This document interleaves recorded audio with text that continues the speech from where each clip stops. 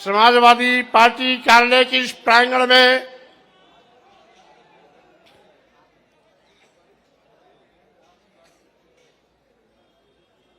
समाजवाद और अंबेडकरवाद के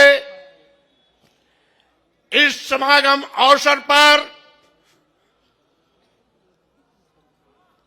समाजवादी पार्टी के राष्ट्रीय अध्यक्ष पूर्व मुख्यमंत्री और आज के बाद भावी मुख्यमंत्री की पारी शुरू करने वाले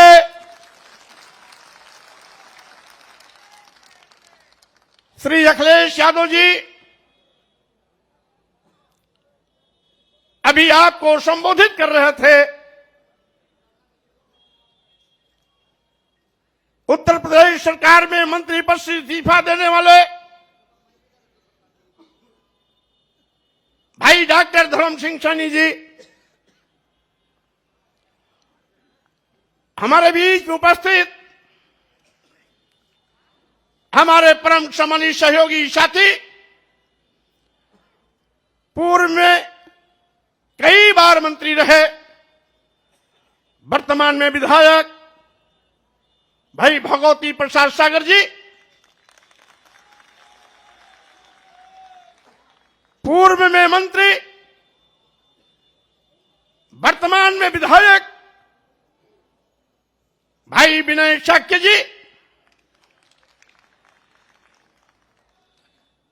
तीन बार विधायक रहने वाले जो अभी विधायक पद से फिर इस्तीफा दिया बहुत ही कर्मठ साथी भाई रोशन लाल वर्मा जी, अभी निषाद समाज से ताल्लुकात रखने वाले डॉक्टर मुकेश वर्मा जी जो विधायक पद से इस्तीफा देकर के आपके साथ खड़े हुए हैं, हमारे प्रजापति समाज से भाई ब्रजेश कुमार प्रजापति विधायक जो तिंदवारी से इस्तीफा देकर आपके बीच आज भारतीय जनता पार्टी को उखाड़ फेंकने का संकल्प लेकर के यहां मौजूद है। हमारे विधायक जो भी इस्तीफा दिए चौधरी अमर सिंह शोहरतगढ़ सिद्धार्थनगर,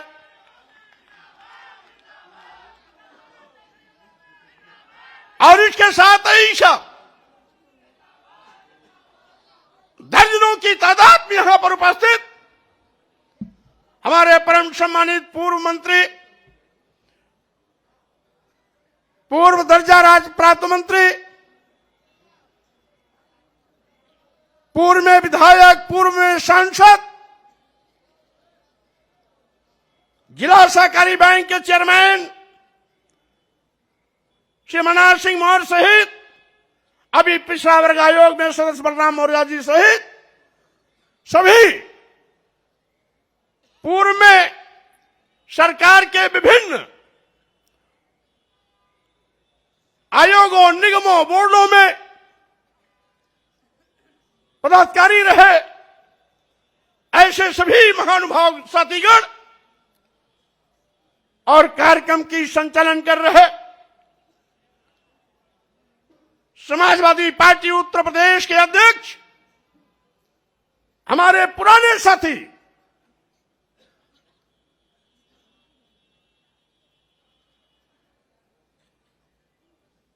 सम्मानित उत्तम जी, और इसके साथ ही यहां पर बैठे हुए हमारे सभी नए और पुराने वो सभी साथीगण जो बिना किसी निमंत्रण, बिना किसी आमंत्रण के आज लखनऊ की सारी सड़कों को जाम में परिवर्तित कर दिया है। ऐसे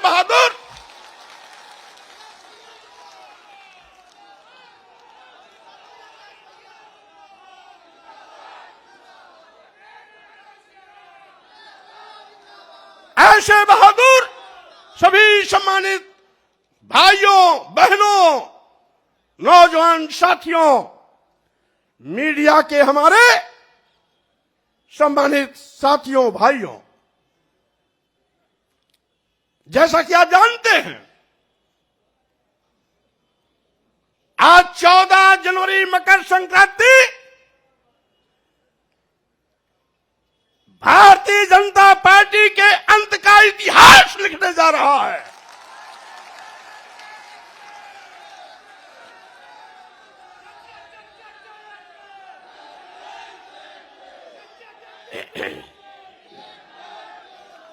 आज भारतीय जनता पार्टी के वो बड़े बड़े नेता जो कुंभकर्ण नींद सो रहे थे,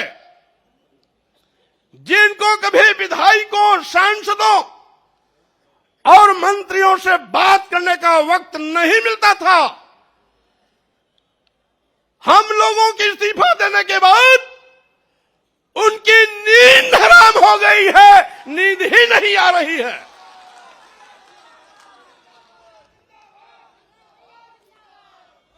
और साथ ही साथ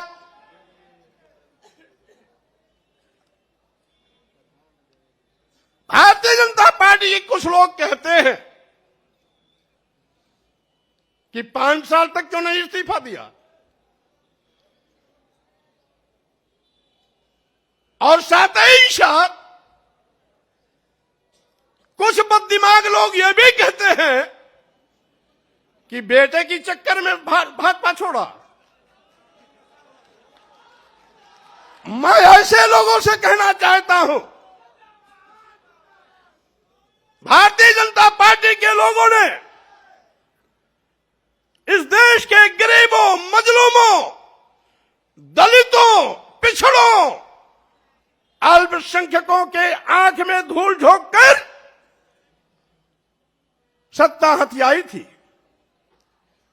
कौन नहीं जानता, ये भारतीय जनता पार्टी केशव प्रसाद मौर्य और स्वामी प्रसाद मौर्य का नाम उछालकर पिछड़ों के बलबूते पर सरकार बनाई थी। चर्चा किया था मुख्यमंत्री होंगे या तो केशव प्रसाद मौर्य या तो स्वामी प्रसाद मौर्य। पहले गाजीपुर से स्काई लैब उतारने की कोशिश की गई। स्काई लैब यहां आते आते बीच में ही ब्लास्ट हो गया। दूसरा स्काई लैब गोरखपुर से लाकर के मुख्यमंत्री की कुर्सी पर बैठा दिया और पिछड़े वर्गों की आंख में धूल झोंकने का काम किया।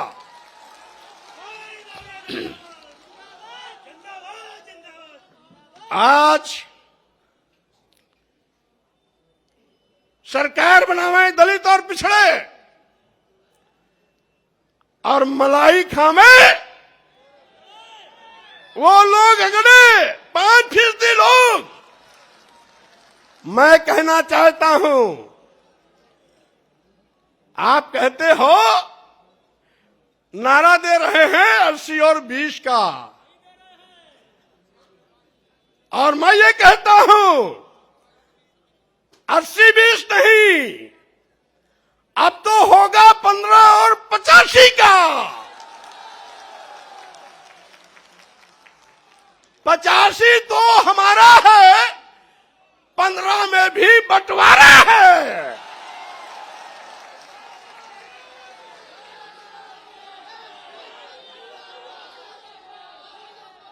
आप दुहाई देते हो उत्तर प्रदेश की सरकार को, मैं चेतावनी देता हूं। आप कहते हो हम हिंदू कार्ड पर चुनाव जीतेंगे। अगर आप बड़े हिंदू के हमदर्द हैं तो अनुसूचित जात, अनुसूचित जनजाति, पिछड़े वर्गों को भारतीय संविधान के अंतर्गत जो अधिकार देकर के आरक्षण की व्यवस्था दी गई, उसको अजगर की तरह निगलने का पाप क्यों किया आपने? अभी अभी 69,000 शिक्षकों की भर्ती हुई।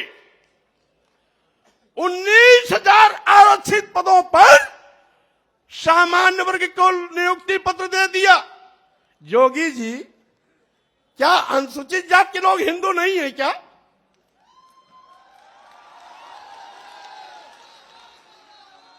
क्या अनुसूचित जनजाति के लोग हिंदू नहीं है क्या? क्या 54% वाला पिछड़ा वर्ग हिंदू नहीं है क्या? और अगर 23% वाले अनुसूचित जाति और जनजाति के लोग हिंदू हैं, 54% वाले पिछड़े वर्ग के लोग हिंदू हैं, तो इन 54% और 23% के आरक्षण को आप क्यों निगल गए? क्यों दूसरों को इनका हिस्सा दे दिया? आप बड़े हिंदू के हमदर्द बनते हैं। और यही नहीं, मैं कैबिनेट में था, एक प्रस्ताव आया, बिना एडवर्टाइजमेंट निकाले, बिना आवेदन पत्र मांगे, कैबिनेट में चिकित्सा शिक्षा विभाग का एक प्रस्ताव आया कि चूंकि अनुसूचित जाति, जनजाति और पिछड़े वर्ग के अभ्यर्थी उपलब्ध नहीं है, इसलिए इनकी जगह को सामान्य वर्ग से भर दिया जाए। हमने कैबिनेट में करारा विरोध किया। हमारे विरोध पर मुख्यमंत्री ने भी अपनी सहमति जताई। सहमति जताने के बाद भी उस नियुक्ति पर रोक नहीं लगाई। ये हमदर्दी है। और हमने पूछा, क्या आपने एडवर्टाइजमेंट निकाला? नहीं। तो हमने ये कहा, आपने लिखा कैसे? एक बार विज्ञापन निकलता, दोबारा निकलता, तिबारा निकलता, और तीनों बार में जब कोई आवेदन नहीं आते तो इस प्रकार की नोटिंग होती। आपने बिना आवेदन लिए, बिना एडवर्टाइजमेंट निकाले, ये लिख करके सीधे सीधे आपने पिछड़ों और अनुसूचित जाति, अनुसूचित जनजाति के आरक्षण के हिस्से की सीट सामान्य वर्ग को दे दिया। यही नहीं, अब तो सरकारी संस्थान भी निजी क्षेत्रों में दे रहे हैं, क्योंकि न रहेगी बांस न बजेगी बांसुरी। यानी जब सरकारी संस्थान निजी क्षेत्र में चले जाएंगे तो आरक्षण देने की जगह ही नहीं रहेगी। आरक्षण अपने आप खत्म हो जाएगा, क्योंकि निजी क्षेत्रों में आरक्षण वैसे भी नहीं होता।